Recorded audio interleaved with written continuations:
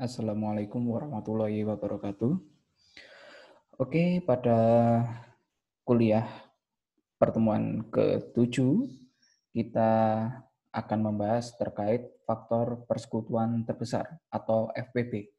Nah, materi ini saya rasa bukan materi yang asing ya. Kenapa? Karena kita sudah mempelajari FPB itu sejak dari kita SD. Kita sudah dikenalkan dengan apa yang namanya faktor persekutuan terbesar. Tapi eh, memang ini adalah konsep dasar dari matematika atau teori bilangan ya. Nah, makanya dari sejak kecil kita udah dikenalkan. Tapi waktu kecil sampai kita SMA, mungkin FPB penggunaannya cuma dengan angka-angka yang relatif mudah, Mas Ian. Nah, sekarang kita akan extend angka-angka tersebut. Bagaimana kalau misalkan kita bertemu dengan angka-angka yang besar. Nah, itu yang pertama. Yang kedua, di sini faktor persekutuan terbesar, kalau jenjangnya kuliah dan kita matematika, berarti kita akan mempelajari secara teoritisnya, ya, konsep, definisi, kemudian ada teoremanya, kita buktikan juga, kemudian kita juga bisa menggunakan aplikasinya untuk mencari FPB dengan algoritma Euclid. Dan itu nanti ke belakangnya masih dipakai terus. Oke, langsung saja kita masuk faktor persekutuan terbesar. Nah, atau kalau misalkan di buku yang berbahasa Inggris, itu biasanya disebut greatest common divisor. Oke. Oke, definisi yang pertama, kita harus mengenal apa itu faktor persekutuan atau pembagi persekutuan. Oke, misalkan A dan B adalah bilangan bulat, dengan A dan B tidak keduanya bernilai 0. Oke, kalimat ini artinya apa? Artinya A dan B bersama-sama tidak boleh 0. Tapi kalau misalkan A saja boleh, atau B saja boleh. Yang penting tidak keduanya yang 0. Oke, selanjutnya bilangan P, bilangan bulat P, disebut pembagi persekutuan atau faktor persekutuan atau secara bahasa Inggrisnya common divisor dari A dan B jika P membagi habis A dan P membagi habis B. Oke. Jadi intinya faktor yang sama di antara dua bilangan tersebut itu adalah faktor persekutuan atau pembagi persekutuan. Selanjutnya, sekarang kita yang terbesar. Jadi kita modalnya masih sama, kita punya dua bilangan bulat A dan B yang dua-duanya tidak boleh 0. Tapi kalau salah satu saja boleh. Oke. Bilangan P disebut pembagi persekutuan terbesar atau faktor persekutuan terbesar dari A dan B jika P adalah bilangan bulat terbesar yang membagi habis A dan membagi habis B. Oke. Nah, di sini kita dikenalkan dengan notasi yang baru, yaitu FPB dari A dan B itu cukup ditulis dengan kurung biasa A, B. Ya, ini seperti koordinat ya, kalau misalkan kita berbicara dengan fungsi dan grafik fungsi, X, Y, tapi di sini artinya kurung A, B ini adalah FPB dari A dan B. Oke. Kemudian kita akan lihat ya, kalau contohnya saya rasa sudah memahami ya. Kita ada sedikit catatan dulu. Di sini jika P adalah FPB dari A dan B, maka oh iya, ini adalah penulisannya ya. Maksudnya, oke, kemudian ada satu lagi. Kalau misalkan P sama dengan kurung biasa A1, A2, A3 sampai AN, oke, maka P adalah FPB dari A1, A2 sampai AN. Oke, kalau misalkan tadi A, B cuma 2 unsur, di sini kita punya N buah unsur. Oke, selanjutnya definisi P sama dengan A, B, ya kan? Atau apa itu FPB dari A, A dan B itu tidak berlaku jika A dan B-nya sama-sama 0. Tapi kalau salah satu saja boleh, seperti yang saya katakan di awal. Oke, yang keempat, jika P adalah FPB dari A dan B, maka P adalah bilangan positif. Lebih tepatnya dia bilangan bulat positif. Dan P-nya selalu lebih besar atau sama dengan 1. Minimumnya 1, 1 boleh, dan lebih besar dari 1. Oke, contoh sederhananya, kalau kita diminta mencari FPB dari 6 dan 4, saya rasa sudah bisa, langsung jawabannya 2. Tapi di sini adalah secara penulisannya.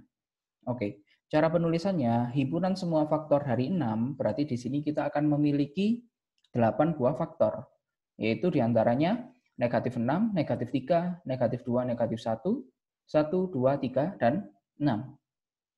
Ada 8. Kemudian kita juga harus mendaftar semua faktor dari 4. Jadi kita punya himpunan B, ini semua faktor dari 4, yaitu diantaranya negatif 4, negatif 2, negatif 1, 1, 2, dan 4. Nah, dari sini kita akan peroleh himpunan himpunan faktor persekutuan, yaitu faktor-faktor yang sama antara 6 dan 4. Itu kita misalkan dengan C, yaitu irisan antara himpunan A dan himpunan B. Oke, dari sini kita bisa lihat bahwa yang sama itu mulai dari negatif 2, negatif 1, 1, dan 2. Oke, ya. Ini adalah faktor persekutuannya, faktor-faktor yang sama. Kemudian kita bisa lihat unsur terbesar di himpunan C ini adalah 2. Oleh karena itu, FPB dari 6 dan 4 itu adalah 2.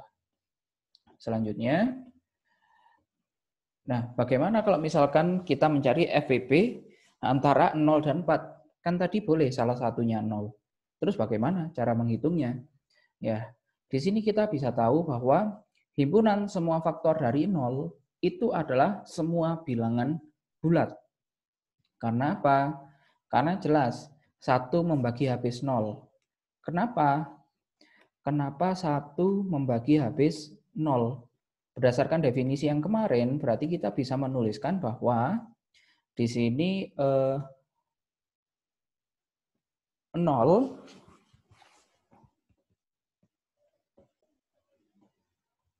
bisa kita tuliskan sama dengan 1 dikali 0 ditambah 0.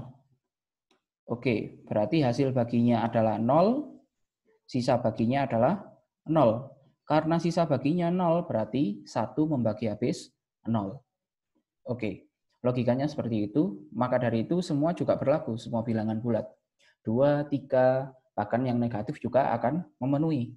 Oleh karena itu, faktor dari 0 adalah seluruh bilangan bulat. Nah, itu kita misalkan dengan himpunan A. Kemudian, di sini kita juga seperti tadi ya, himpunan semua faktor dari 4, itu himpunan B. Kemudian, kita cari faktor persekutuan dari 0 dan 4. Berarti kita iriskan antara A dan B, kita akan menemukan irisan antara A dan B adalah himpunan B itu sendiri, yaitu negatif 4, negatif 2, negatif 1, 1, 2, dan 4. Oleh karena itu, kita akan mempunyai unsur terbesar di sini adalah 4. Jadi, faktor persekutuan terbesar dari 0 dan 4 itu adalah 4. Oke. Selanjutnya, nah, ini juga mungkin dulu juga sudah banyak yang tahu, tapi yang belum tahu ini adalah definisi relatif prima. Oke, misalkan A dan B adalah bilangan bulat.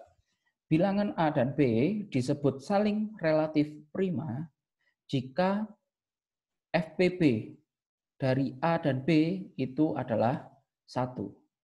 Oke, relatif prima. Jadi mereka tidak memiliki faktor yang sama kecuali 1. Nah, di sini contohnya yang paling sederhana adalah 25 dan 16. Mereka saling relatif prima. Kenapa? Karena di sini FPB antara 25 dan 16 itu 1. 25 itu kelipatan 5, 16 kelipatan 2 dan 4. Jelas mereka tidak memiliki faktor persekutuan selain 1. Oke. Kemudian selanjutnya 15 dan 24 ini tidak saling relatif prima. Karena FPB dari 15 dan 24 jelas kita tahu itu 3. Dan 3 tidak sama dengan 1. Oleh karena itu mereka tidak saling relatif prima. Nah, selanjutnya misalkan K adalah bilangan bulat dengan K-nya itu lebih besar dari 1. Bilangan 0 dan K itu tidak saling relatif prima. Karena apa? Karena FPB antara 0 dan K itu K itu sendiri. Contohnya seperti yang tadi, antara FPB dari 0 dan 4 itu adalah 4. Nah, jelas bahwa itu tidak saling relatif prima. Ya. Selanjutnya, oke, di sini mungkin bagi yang sudah mengambil ALE atau aljabar linear elementer pasti sudah mengenal apa yang namanya kombinasi linear. Tapi di sini saya berikan lagi. Misalkan A dan B adalah bilangan bulat, ya. Kombinasi linear dari A dan B adalah penjumlahan dengan bentuk M kali A ditambah N kali B, di mana M dan N-nya adalah bilangan bulat. Oke, jadi kombinasi linear itu adalah penjumlahan dengan bentuk seperti ini. Nah, seperti itu.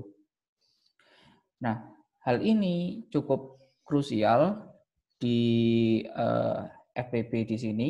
Kenapa? Ternyata ada satu sifat yang sangat bagus.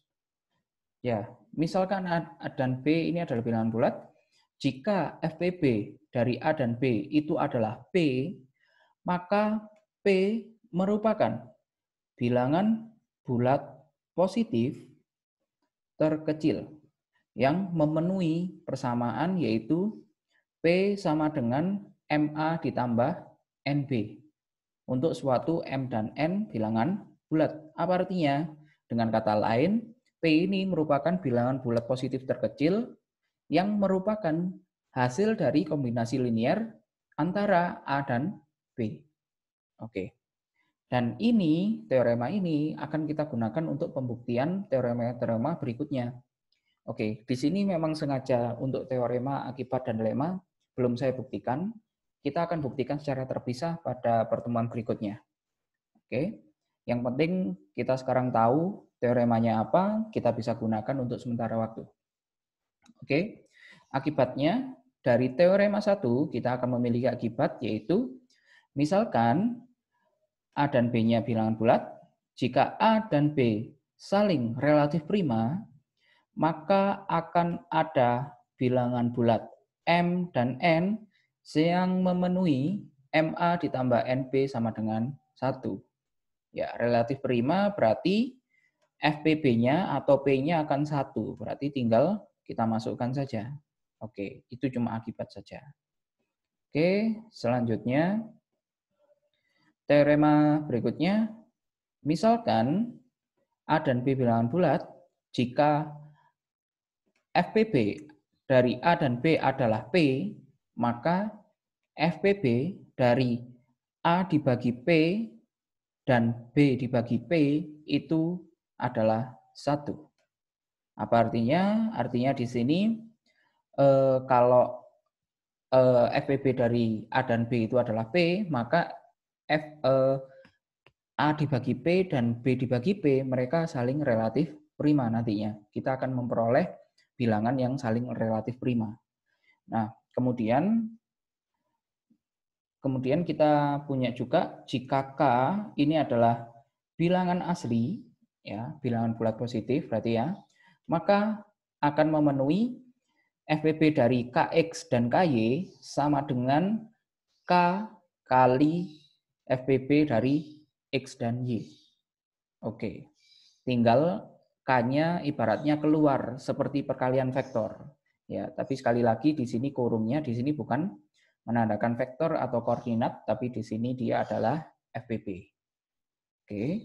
Kemudian, misalkan A, B, dan C adalah bilangan bulat, jika kita punya A membagi habis BC, dan A dan B-nya relatif prima, atau FPB-nya sama dengan 1, maka A membagi habis C. Oke. Kemudian, jika A, B, dan C-nya bilangan bulat, jika kita memiliki bahwa A dan C relatif prima, B dan C relatif prima, maka A, B, dan C itu relatif prima. Itu kalau bahasanya secara manusia. Kalau ini cara matematisnya, yaitu FPB dari A dan C sama dengan 1, FPB dari B dan C sama dengan 1, mengakibatkan FPB dari AB dan C sama dengan 1. Oke, itu nanti akan kita bahas di selanjutnya saja. Di sini teorema berikutnya, misalkan A dan B adalah bilangan bulat dan keduanya tidak nol, bilangan bulat positif P merupakan faktor persekutuan terbesar dari A dan B jika dan hanya jika. Oke, berarti P ini akan menjadi FPB dari A dan B jika memenuhi dua syarat ini. Yaitu yang pertama adalah P membagi A dan P membagi B. Oke, artinya yang pertama adalah P merupakan faktor persekutuan antara A dan B. Itu artinya.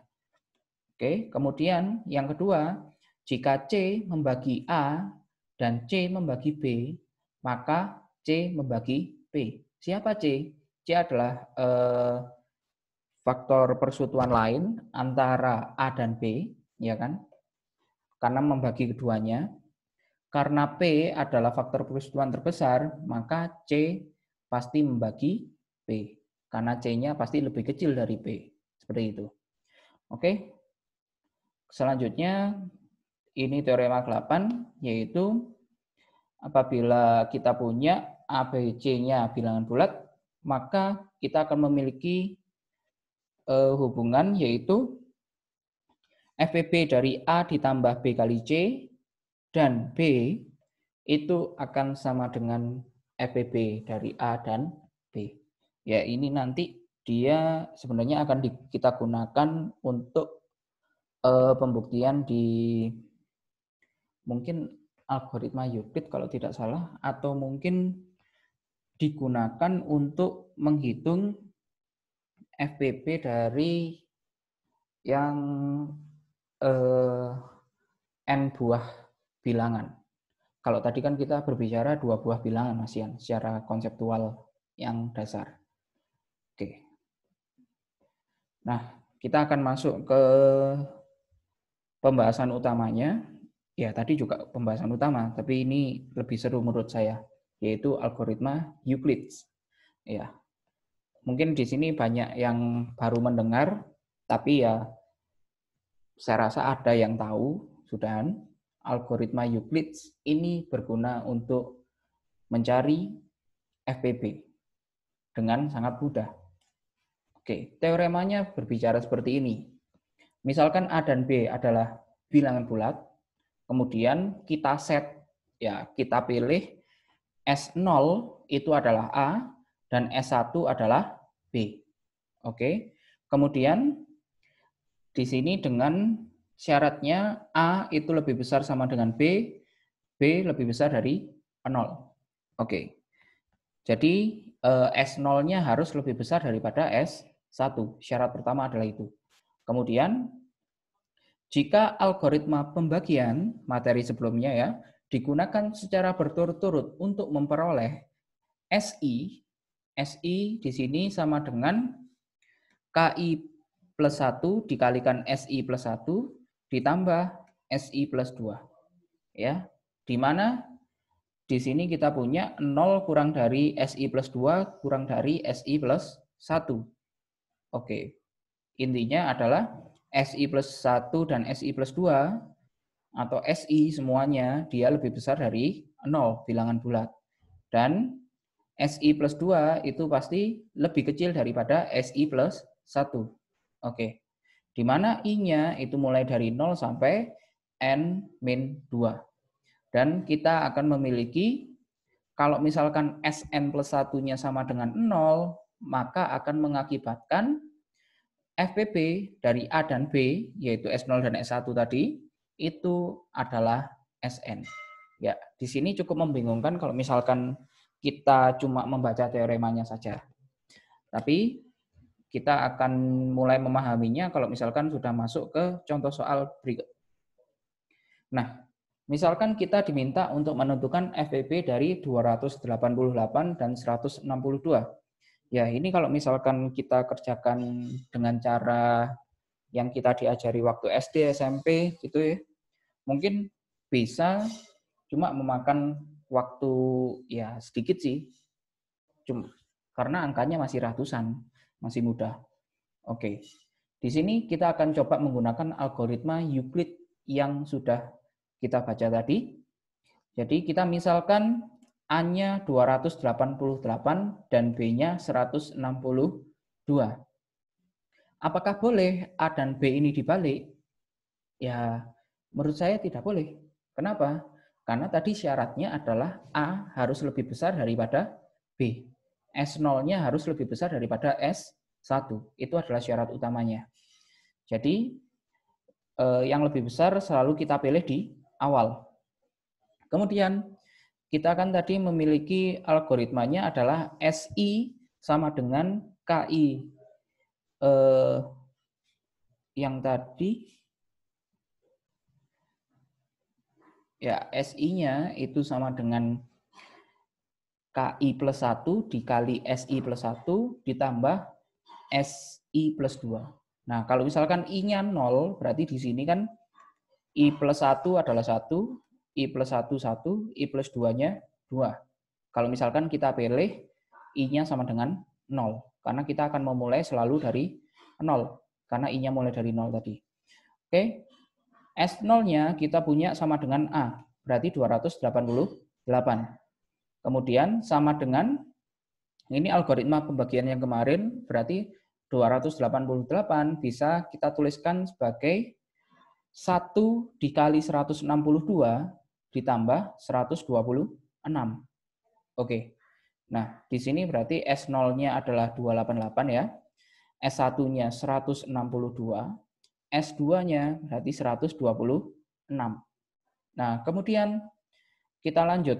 S1-nya ke sini. Nah, sekarang kita mencari S1. I-nya sama dengan 1. Kalau ini tadi kan I sama dengan 0. Nah, sekarang ini I sama dengan 1. Berarti S1 sama dengan K2 dikali S2 ditambah S3. Berarti S1-nya 162. 162 bisa kita tulis sebagai 1 dikali 126 ditambah 36. Ya. Caranya seperti yang kemarin sudah dijelaskan, bisa pakai porokapit ya. 162 dibagi 126, hasilnya 1, sisanya 36. Seperti itu. Itu supaya bisa kita mendapatkan angka 1 di sini dan 36 di sini. Oke. Nah, dari sini kita memperoleh S2-nya adalah 126, S3-nya 36. Oke, kita lanjut untuk I sama dengan 2. Oke, jadi logika atau algoritma Euclid itu seperti itu, mulai dari 0, 1, 2, dan seterusnya sampai berhenti. Nah, di sini berarti S2-nya adalah 126 dibagi 36, nanti hasilnya adalah 3 yang mendekati, kemudian sisanya adalah 18. Jadi kita bisa tulis 126 sama dengan 3 dikali 36 ditambah 18. Nah, di sini berarti kita peroleh S3-nya 36, S4-nya adalah 18. Oke, lanjut untuk I sama dengan 3. Untuk I sama dengan 3, kita akan peroleh 36 S3-nya ya. Itu dibagi dengan 18, itu hasilnya 2, sisanya 0. Nah, Di sini kita akan berhenti ketika sisanya adalah 0. Itu adalah targetnya. Oke, dari sini kita akan peroleh S4-nya 18, S5-nya 0. Nah, tadi teoremanya berbunyi ketika Sn plus 1 gini sama dengan 0, maka FPB dari A dan B itu adalah Sn. Gitu ya. Nah, berarti di sini S5-nya sama dengan 0. Nah, ini kan 5 berarti N plus 1. Gitu. Berarti yang menjadi FPB-nya adalah S4 atau Sn-nya, yaitu S4-nya adalah 18. Oke, berarti FPB dari 288 dan 162 itu adalah 18. Oke, ini cuma ribet di awal saja karena saya tuliskannya cukup lengkap. Supaya tahu apa artinya dari teorema tadi. Kenapa kok nulisnya ribet banget? Ada S0, S1, SI, I plus 1, I plus 2. Nah, itu gunanya seperti ini. Tadi adalah penulisan secara singkatnya. Kalau misalkan kita gunakan untuk menghitung, berarti kita perlu menjabarkan seperti ini. Oke. Selanjutnya saya tidak akan menggunakan S0, S1 lagi. Saya akan langsung saja. Nah, contoh berikutnya, buktikan bahwa 297 dan 208 saling relatif prima. Artinya apa? Artinya kita akan membuktikan bahwa FPB dari 297 dan 208 itu adalah 1. Oke.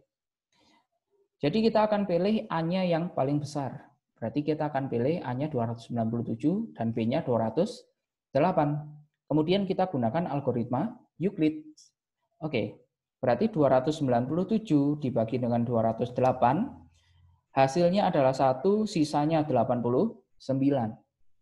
Jadi kita bisa tulis seperti ini, 297 sama dengan 1 dikali 208 ditambah 89.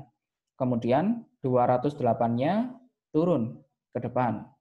Gini. Kemudian 89-nya juga turun.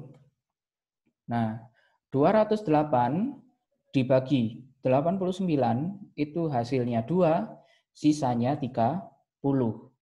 Oke, jadi bisa kita tulis 208 sama dengan 2 kali 89 tambah 30. Sudah 39-nya ke depan, 30-nya maju. Oke, nah berarti di sini 89 dibagi dengan 30. Hasilnya 2, sisanya 29. Oke. Kemudian 30-nya turun ke depan, 29-nya maju. Oke. Jadinya 30 dibagi 29 itu hasilnya 1, sisanya 1. Nah, dari sini sudah hampir akhir, 29-nya turun ke depan, 1-nya maju. 29 dibagi 1 hasilnya 29, sisanya 0. Nah, karena sisanya sudah 0, berarti kita berhenti. Oke, dan FPB-nya itu adalah 1. Jangan sampai ketukar ya antara depan dan belakang, mungkin saja. Ya, kalau di sini 219 ini adalah pengalinya atau hasil baginya ya. Pembaginya adalah 1-nya, berarti kita ambil 1-nya. Nah, karena S6 sama dengan 0, nah menghitung S berarti yang di sini 0 ya. Sini 1, 2. Kemudian 2 turun di sini 3, 4, 5, 6. Oke, berarti 0 ini adalah S6. Oke, S6-nya 0, maka 200 FPB antara 297 dan 288, oh maaf, bukan 288 ya, 208 saja, itu adalah S5-nya, yaitu 1. Ya, karena FPB-nya sama dengan 1, jadi terbukti bahwa 297 dan 208 itu saling relatif prima. Oke, contoh selanjutnya. Ini adalah salah satu penggunaan yang lain dari algoritma Euclid. Tentukan bilangan bulat M dan N yang memenuhi persamaan M dikali 7.897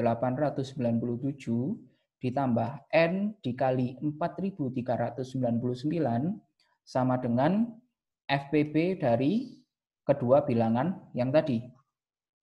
Nah, berarti kan di sini kita harus mencari FPB-nya terlebih dahulu. Oke.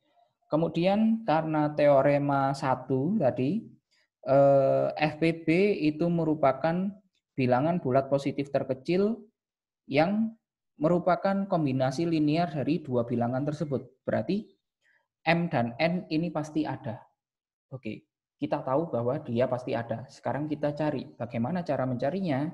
Kita menggunakan algoritma Euclid. Nah, pertama berarti kita pilih yang awal adalah yang besar. Berarti 7.897. 7.897 dibagi 4.399 hasilnya 1, sisanya 3.498. Kemudian ini turun ke depan, ya, jadinya 4.399 dibagi dengan 3.498, ini hasilnya adalah 1, sisanya 901. Lanjut seperti tadi. Oke, terus sampai sisanya itu adalah 0. Oke, 3.498 dibagi 901 itu hasilnya 3, sisanya 795. Lagi 901 dibagi dengan 795, hasilnya 1, sisanya 106. Oke, lagi 795 dibagi dengan 106. Hasilnya 7, sisanya 53. Nah, sudah hampir. 106 dibagi dengan 53. Hasilnya ternyata pas, yaitu 2. Sisanya 0. Oke, dari sini karena sisanya 0 berarti FPB-nya adalah 53. Oke, kita sudah dapat FPB-nya. Sekarang bagaimana kita mencari nilai M dan N? Jadi kita akan menggunakan dari sini. Oke, dari algoritma Euclid-nya ini kita balik. Jadi contohnya di sini 53. Oke. 53 di sini kita akan sama dengan 795 dikurangi 7 kali 106. Berarti 7 kali 106-nya pindah ruas. Karena pindah ruas jadi negatif gitu ya. Nah, ini berlaku untuk semuanya, kita ubah seperti itu. 106 sama dengan 901 dikurangi 1 dikali 795. Begitu pula dengan 795, 901, dan 3498. Kita lakukan hal seperti itu. Oke, idenya adalah seperti itu awalnya. Sehingga kita akan peroleh, ini yang hasil balikannya ya. 5 sama dengan 795 dikurangi 7 kali 106, dan seterusnya. Nah, kalau sudah diperoleh seperti ini, tinggal kita substitusikan persamaan yang ada berapa ini? Ada 5. 5 persamaan ini ke persamaan yaitu FPB-nya sama dengan 53 secara bertahap. Berarti karena 53, di sini kita akan substitusikan yang 53 ini. Masukkan ke sini terlebih dahulu. Oke. Kemudian kalau sudah 106-nya 106-nya masuk ke sini, nanti disubstitusikan. Kemudian kalau sudah 795-nya masuk, dan seterusnya sampai 3498. Sehingga kita akan peroleh FPB dari 7.897 dan 4.399 sama dengan 53.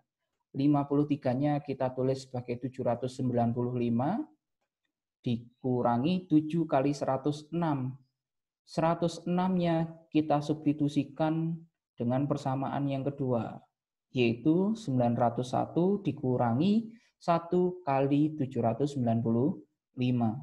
Kemudian ini 7 dikali 901. Maaf, negatif 7 kali 901 dan negatif 7 dikali negatif 1 kali 795. Jadinya nanti di sini 795 ditambah 7 kali 795. Berarti kita akan memperoleh 8, yaitu 1 ditambah 7 ya tadi, 8 dikali 795. Dikurangi 7 kali 901, tetap.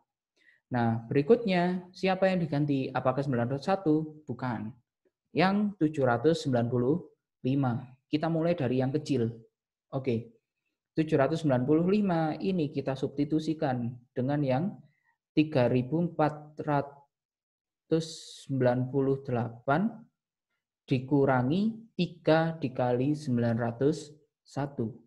Nah, di sini berarti tinggal kita masukkan 8 kali 3.498. Kemudian 8 dikali 3 kali 901.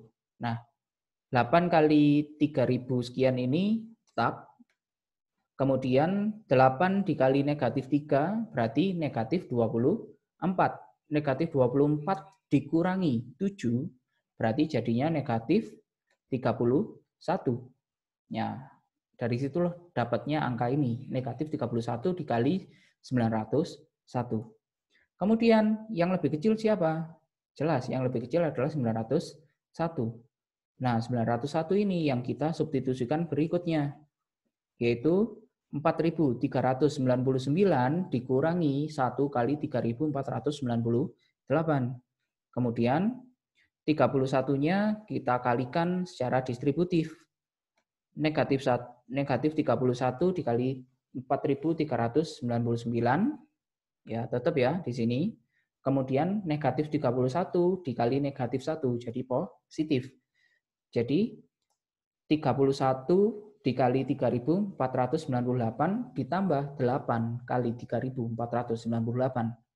Jadinya 31 ditambah 8 dapatlah 39. Oke. Selanjutnya yang lebih kecil adalah 3.498.